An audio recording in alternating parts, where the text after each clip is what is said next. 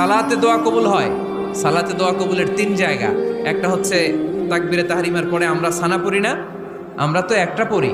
আল্লাহর হাবিব সুন্নাহ এবং নফল নামাজে আরো পড়তেন সানা, ওই দোয়া কবুল হয়। 2 নম্বর জায়গা সালাতে সেজদায় পড়ে দোয়া করলে কবুল হয়।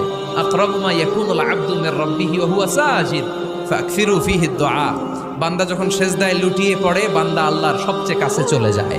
তা কিন্তু বিশ্বনবী বলে, সেজদাটা তোমার রবের কুদরতি পায়ের উপরে পড়েছে।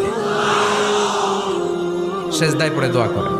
সালাম ফিরানোর আগে বিশ্বনবী দোয়া করতেন, লা ইউসাল্লিমান্না আহাদুকুম হাত্তা ইয়াতাআওয়াযা মিন আরবাআ। আল্লাহর হাবিব বললেন, 4 জিনিস থেকে পানাহ না আছে আমার কোন উম্মত যেন সালাম না ফিরায়। তারা যেন পড়ে, আল্লাহুম্মা ইন্নী আউযু বিকা মিন আযাবিল কবর, আউযু বিকা মিন আযাবি জাহান্নাম, আউযু বিকা মিন ফিতনাতিল মাহইয়া ওয়াল মামাত, আউযু বিকা মিন ফিতনাতিল মাসিহিদ দাজ্জাল।